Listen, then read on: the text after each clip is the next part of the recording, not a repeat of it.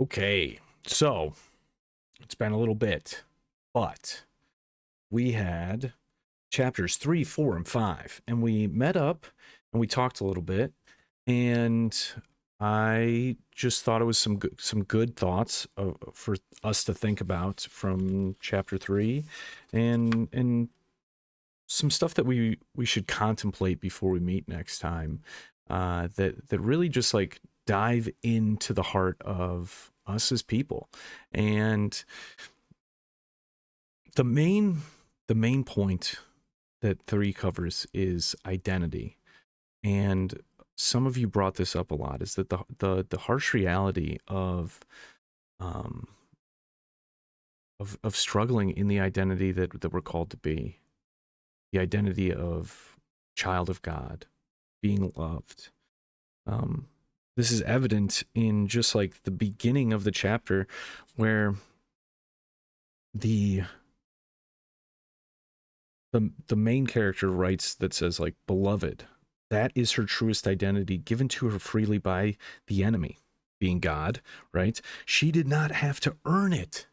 No hoops to jump through, boxes to check, forms to fill out, or tests to take to be worthy of receiving it. Beloved is simply who she is. Whoa. Like when we break that open, like how many of us struggle with that, right? As a guy, I struggle with that. As a girl, I'm sure you struggle deeply with it. And we talked about this. And when he gets later on, he says, with a subject like ours, the chief has outlined one method to break down that belief. The first step is by way of qualifiers, right? Think about the times in our heads when we create qualifiers for anything. I am great, but, right? I am doing well, but, right? You are loved, but, you are loved if, you are loved when. All these things, we put pressure on ourselves in life in order to negate the movement that we're doing, right? I caught myself doing this, and my spiritual advisor was like, stop doing that, right? And just like this look on his face was one of great sadness, right? That is not something that God is asking us to do when we're growing at all in life. Not even just growth, but just like the way that he sees us is totally different than the person that we force upon ourselves. You're not loved if you accomplish something by God. Like, he loves you for you, and he just wants to pursue that relationship more. And there's no medal, there's no grade, there's nothing, right? And we get caught up in these achievements, right? We get caught up in the comparison with other people, with other women, in your cases, right? We look around, he says, some of them will look around and conclude that being loved comes so easily to other female subjects, as easily as a knife cuts through warm butter. They see women who seem to be loved by many others. Not so with you. You must always stress, you're the one. You're one of the unlucky few who has to work for any love you get. Work for love? That's not love, right?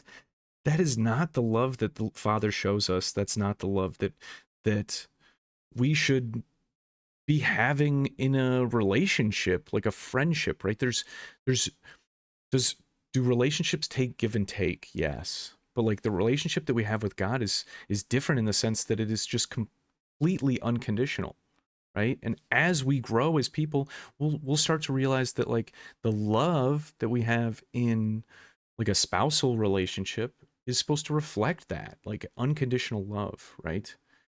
Unconditional. You are not the sum of your mistakes, the sum of your victories, right? You are a person who's growing, your heart's moving. Letter 4, insidious roots. This made me uncomfortable.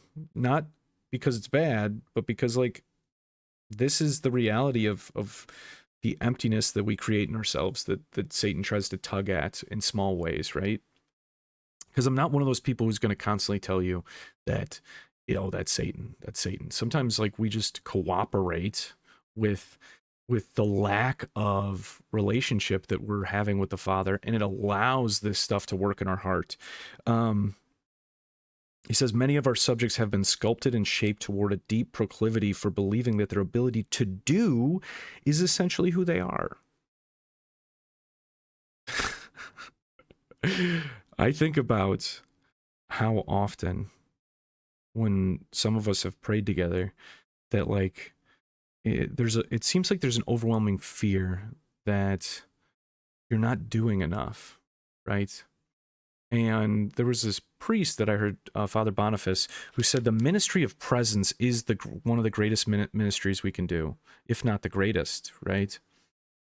It's an art to being able to just be present with people in their suffering, in their struggle, in getting to know them, like on a deep level, not just like, hey, like we have fun together, but like, I want to know you. I want to get joy out of listening to you be you. And we have to struggle in that of learning how to do that, learning how to just be present and not be a person who lets our ego run wild, right? It creates an emptiness that none of us want to take part in, right? If you have a friend that is unable to be present with us, right? Like, what kind of friendship is that? What kind of friend is that? And it oftentimes reflects back on what is my relationship like with God, where I can't just sit and listen. And this isn't something that is supposed to elicit shame from us. It's supposed to help us reflect, right? What is the doing that I feel like I need to constantly do in order to prove my love for God? Nothing. The answer is nothing, right? The answer is partake in the relationship. Ask, what is it that you want from me? As high schoolers, you catch yourself in the you are your grades. How much pressure do you put on yourself? Just like be successful in a sport, be successful with grades. So much so that you lose track of shaping other areas of your life, right? I'm not telling you to not care about your grades, but the idea that you are what you do to prove that you love your parents, that you love God is so silly. It is it's silly in the sense that like we all do it. We all catch ourselves in these circular things of just like fighting with ourselves and beating ourselves up. And the Lord says, "No, no, no, no, no, no, no, no, no. I just want you. I don't want this version that you think that you're supposed to be, that you have to have all these achievements to love me, to want more with me, right? That's not that's not what he wants. The work to undo this is in the psyche is in this in the psyche is near impossible, and in the fact we rejoice. Imagine having this wired into your entire being throughout your most impressionable years. When any of our subjects fail to excel in doing as school children, they're made to feel worthless. Made to feel worthless. The failure of a bad grade, the failure of not making a team, of not winning a game, of missing a ground ball, of missing a kick, of not hitting a serve over the net, of hitting the wrong note in an instrument, of not doing a backflip, right? Any of these things, they make us feel like we are not enough, right? Even just like small areas in your relationship with your parents, in your relationship with God. I forgot to pray this week, or I forgot to pray today. Oh, I caught myself in one of these moments this week, and I let myself be overcome by this exactly what is talked about here, right? This idea that I am a sum of my failures. And how often have you gotten caught in that? How often have you been fearful that you are a sum of your mistakes. And God like comes to us in the person of Jesus Christ and says like, no, like we are all a reflection of the woman at the well. I'm unclean, my Lord. Like that is a reflection of our hearts. And he still says like, I'm here and I want a deeper relationship with you. Like, how beautiful is that? And we have to work through the unending fight against that we create in our minds and our hearts. You can't let it seep in to those things. And because of this whole productivity thing, this whole I am what I do, prayer feels unproductive, right? She says that on page 19. Prayer doesn't feel productive. She isn't accomplishing anything while praying. She has nothing to show for it. She didn't make anything. She didn't achieve anything. There's nothing externally different about spending time in prayer, save a more peaceful countenance, perhaps. Whoa. I was praying this week and I was like, Lord, I feel like I can't hear you. And I got this urge to listen to praise and worship music, and if you know me, you know that that's not really something that I enjoy or I take part of. And like I do it at retreats and at church and all this stuff, but that's not really the stuff that I listen to. And the Lord just asked me to partake in. He put this song in my head to listen to, and I don't sing very often, like hard singing, right? Where it's like intentional, deep singing.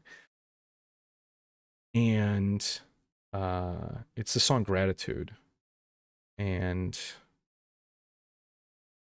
there's a part where they just yell the word Lord, and I caught myself like just actually crying while saying, like while doing it. And it was like way longer than they were singing the word Lord. My voice hurt by the time the word finished on my lips and my tongue. And it was a moment with God that I think that he was trying to speak into that version of me that was like, I'm not productive in my relationship with you. This isn't productive. This isn't worthwhile. Like I'm failing every day. And he was just saying like, stop that. This isn't a competition. In chapter 5, we talk about this, and we talked about this in our group, is that a competition, it isn't a competition. This isn't a race, right? And it's why I hate that idea that the people say is like, oh, this is a race. It is, but it isn't. One, because there's a finish line, and that finish line is heaven. But we aren't competing against other people. This isn't a competition between you and other women or you and other people at youth group, at church, right? This is more than that. I got a question this week that I want to share with you. That it was, why does it seem like God has favorites? There are people in the Bible, there's saints that had God appear to them. Why can't that happen for me? Why am I not getting a burning bush like Moses? Why is Jesus not appearing to me and telling me what my mission is or what he wants me to do? And I will say this till I'm blue in the face, is that the Lord doesn't have favorites. Sometimes those big moments are integral in progressing the mission that he has for you. And each one of you, have had moments with Christ where he has put on your heart, where he has showed himself to you. You might not be able to think of it, right? And I did this with a friend where we were talking about some struggles they were going through. And I asked them, and I ask you now, to think of the moment that sticks out to you right away. I said, a God moment. What's that God moment, right? And when they picked this God moment, it was a reflection of the struggle that they were currently having, and they didn't even realize it. Maybe they did, and they didn't want to admit it, right? At that moment. And I pointed that out comedically. Um, the Lord just wants to sit with us, right? He wants to have us have some experiences with him, but also wants us to love him for him, not for the giant moments like a bush burning or his appearance to us, right? He wants us to know him, wants us to yearn for him, yearn for a deeper love.